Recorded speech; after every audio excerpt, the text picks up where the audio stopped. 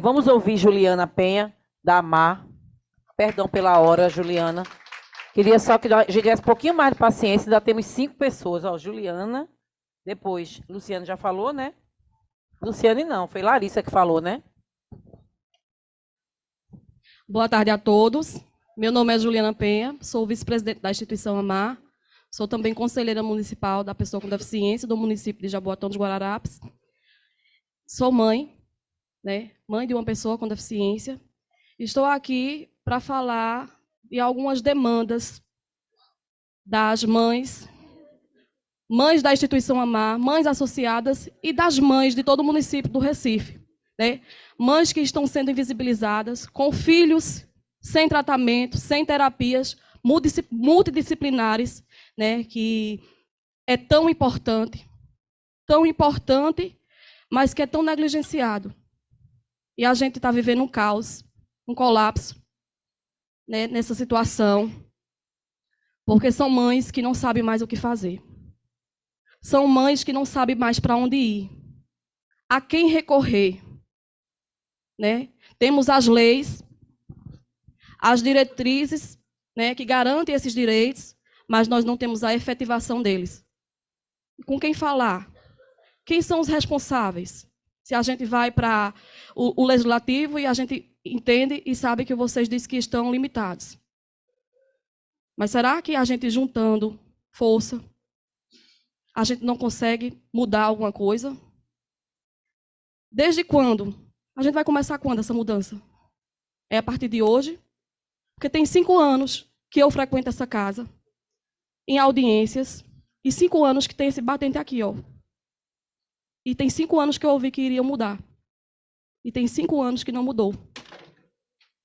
Meu filho tem uma deficiência física, ele é cadeirante. E, se eu não me engano, foi Larissa que falou aqui, ela é uma autista. E, Larissa, eu queria te dizer que eu respeito muito o teu lugar de fala. E como eu me sinto orgulhosa de ver uma pessoa com autismo pertencendo ao seu lugar de direito. Mas o nosso lugar de mãe é para que o meu filho, amanhã, ele tenha esse mesmo lugar de fala que você tem aqui, né?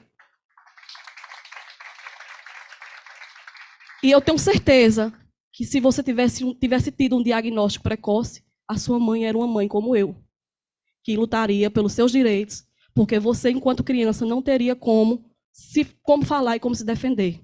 E eu quero que daqui a 5 anos o meu filho seja um militante como você é, e eu quero que ele não tenha essa barreira aqui, ó, para subir aqui e ter um lugar na mesa de fala. E seja tão constrangedor ver alguém carregando ele como foi aquela senhora, eu esqueci o nome dela. Dida, é muito constrangedor. Até quando?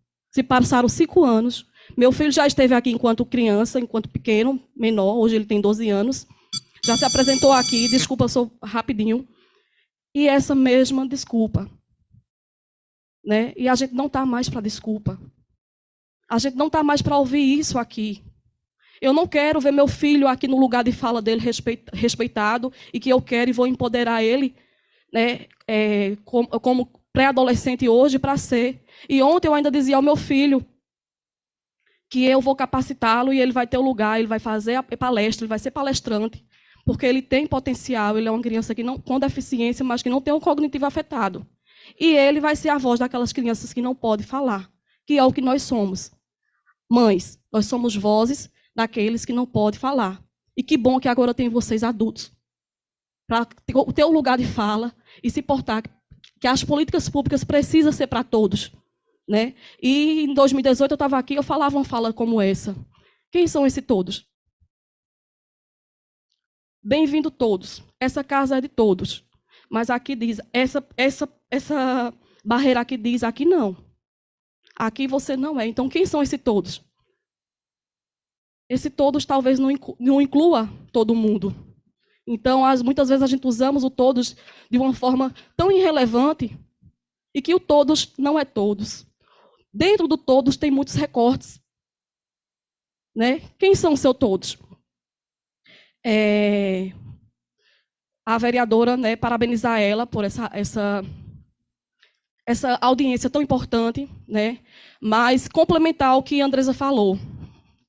sobre as devolutivas. Infelizmente, uma pessoa da educação que estava aqui, que poderia ouvir-nos, né, nos ouvir, a gente estava com cerca de 16 mães aqui, agora a gente só tem 7 mães, com suas ansiedades, né, de falar e de sermos ouvidas. Né? Eu creio que vocês irão fazer algo, mas a gente precisa dessa devolutiva, e eu já queria sugerir que seja uma audiência, né, não anual, mas que daqui a 6 meses possa ter uma outra audiência, com as devolutivas dessa audiência, e a gente entender, esse mesmo público que está aqui, com o compromisso de entender o que avançou, o que aconteceu, o que foi feito.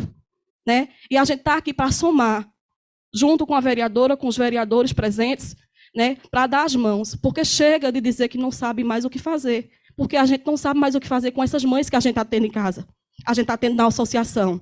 Né?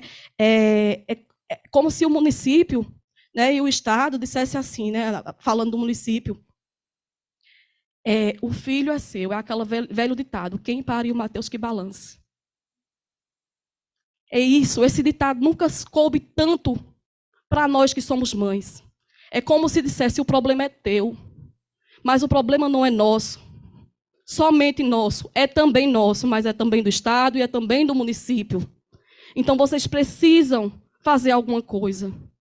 A gente conta com vocês para que algo seja feito em relação às terapias, em relação às mães que estão em casa com crianças surtando porque não tem tratamento adequado, em relação a não cabe mais o município dar como desculpa e como resposta o que a gente já traz como problema.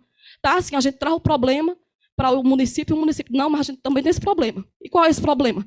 Não tem neuro, não tem psiquiatra. Aí o município vem e diz, não tem aonde a gente contratar eles. Precisamos de solução. Daqui a 1 ano esse problema vai existir. E a solução, onde é que está? A gente precisa de solução, não é mais de um problema em cima do outro. Essa carga é muito pesada para nós que somos mães. Essas mães estão adoecidas. Essas mães precisam de um amparo. Precisam de um afago na sua alma, que o mínimo. A Organização Mundial de Saúde diz que um diagnóstico ele é preciso ser feito até 24 meses. A gente tem mães que o filho tem 8 anos. E a gente está falando de perda. Perda cognitiva, perda neurológica, de avanços que poderiam acontecer, que estão sendo negligenciados pelo poder público, né, de não ter os devidos encaminhamentos. E quando se tem os encaminhamentos, para onde vão? E nós, enquanto instituição, estamos segurando as pontas, com muita dificuldade. Não é fácil. Essas mães, como Andresa, eu como mãe, Pauliana Dias como mãe, Juliana. Não é fácil. Essas pontas estão difíceis de ser seguradas. O papel das ONGs está sendo feito, o que o município era para fazer. Então a gente está cansada. A gente está cansada porque é uma sobrecarga. A gente é mães e a gente está acolhendo outras mães com dores semelhantes, que ninguém sabe o que fazer com essas mães, e a gente também não sabe, não tem o que fazer, mas a gente está dando o nosso melhor. A gente está no acolhimento a essas mães.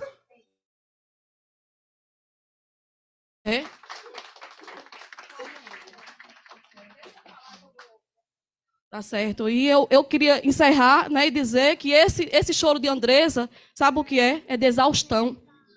Esse choro aí é de exaustão. Porque ela, como eu, como Poli, que estamos na ponta, é quem seguramos a ponta e estamos sem aguentar essa ponta. Porque essa ponta ela é muito exaustante. E a gente precisa que o município faça alguma coisa por essas famílias e por essas crianças. Obrigada, viu? Obrigada. Gente, a gente vai ouvir Luciane. Eu sei que ainda tem gente, assim, Andresa realmente